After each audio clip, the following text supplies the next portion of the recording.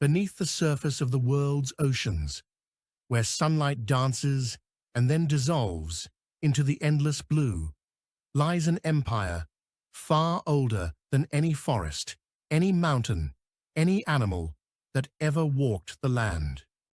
Its sentinels are not monsters, but marvels.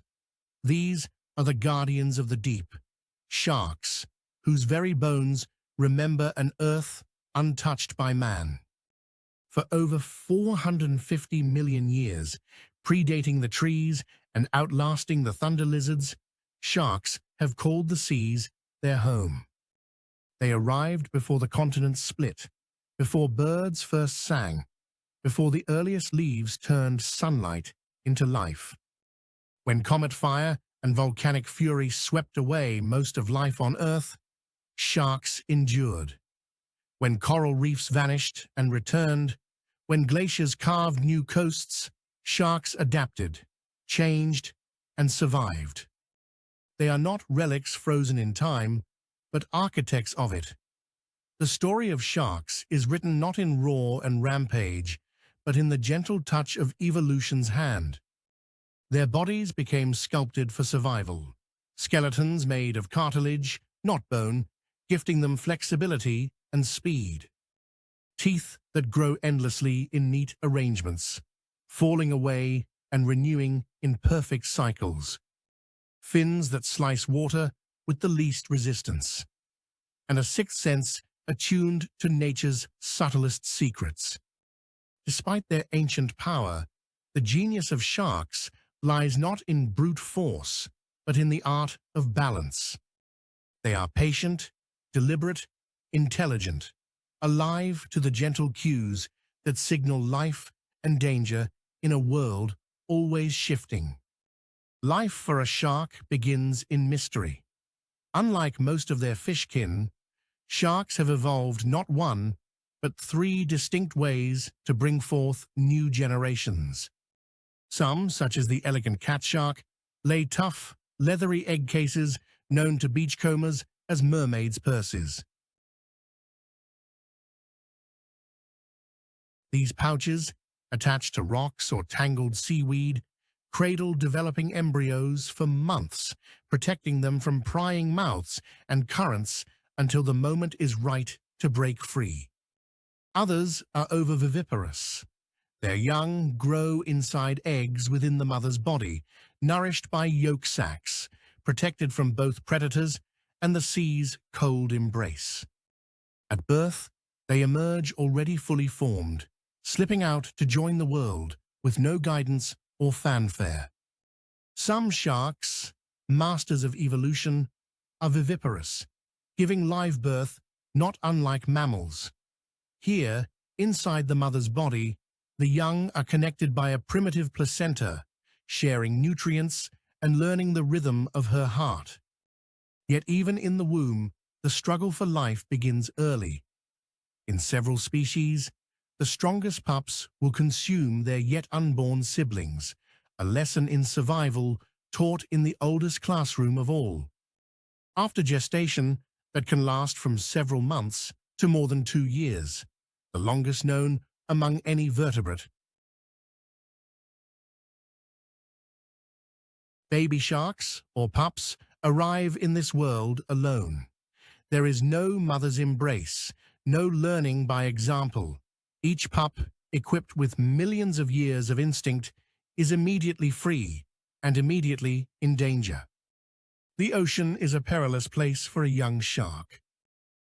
Even in the sheltered warm shallows of mangrove forests and seagrass beds, nature's playgrounds and nurseries, they must hide. For the shadow overhead may belong to a predator, a larger shark, or a waiting heron. In these tangled roots and sun-dappled pools, young sharks begin the quiet schooling of survival, stalking tiny crustaceans, hunting shrimps and darting fish, perfecting the art of stealth.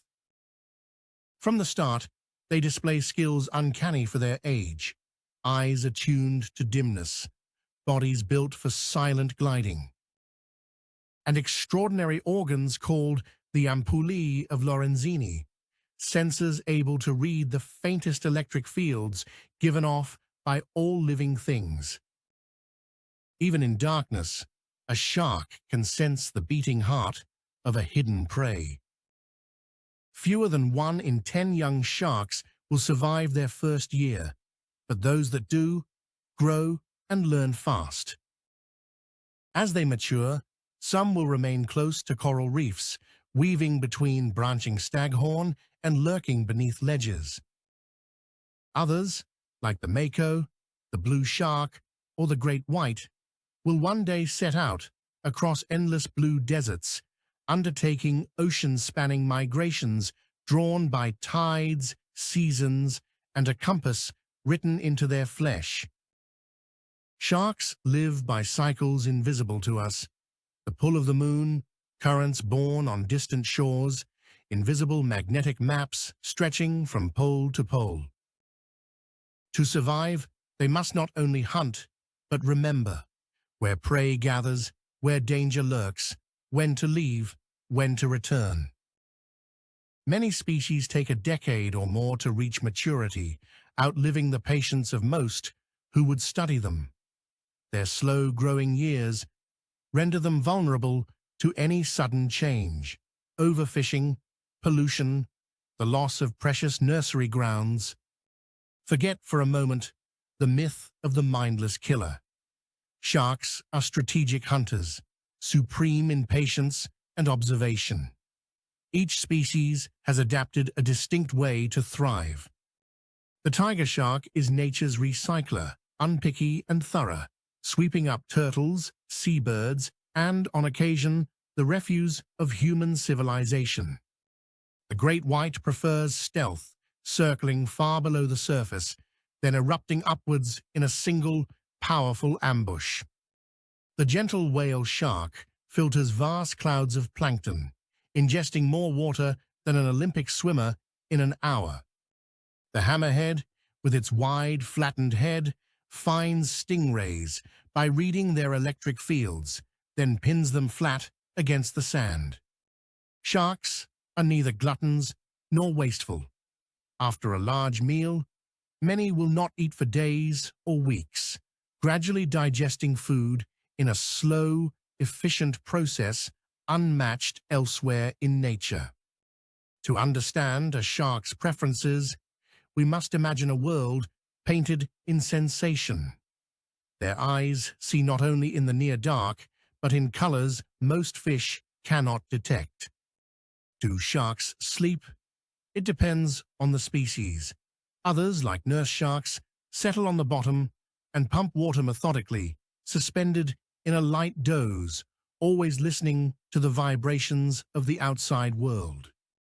As the years pass and sharks reach maturity, the call to mate shapes their journey. Courtship is a complex, often turbulent affair. Males, lacking hands, use their teeth to hold females, their bites more an embrace than an attack. When birth comes, it is solitary and unceremonious.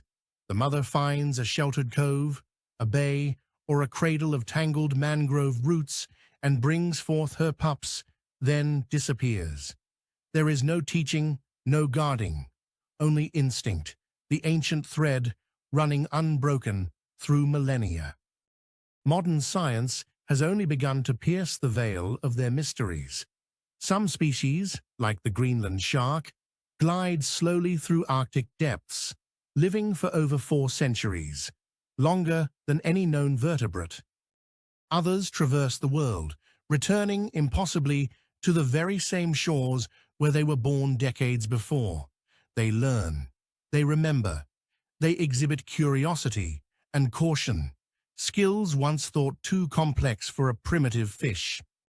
For centuries, humans have feared sharks, painted them as villains in tales and films, hunted them with vengeance, misunderstood their silence. Yet a world without sharks is one on the brink. Every year, over 100 million are killed, mostly for their fins. Their absence sends reefs into chaos, prey populations soar, and the very lungs of the planet, the oceans themselves gasp and shrink. To save sharks is not merely to preserve a single species or even a family of fishes. It is to safeguard the ancient cycles that have shaped ocean life and, through it, human life. In the silent blue, she moves, a creature ancient and unhurried, with the wisdom of ages writ in every line. She asks for nothing but balance. She takes only what she needs, leaving the rest to thrive. The misunderstood guardians of the deep invite us to understand not just themselves, but the web of life they uphold. A story as old as time, as vital as breath itself. For in understanding sharks, we begin to understand our own future, bound forever to the rhythm and survival of the sea.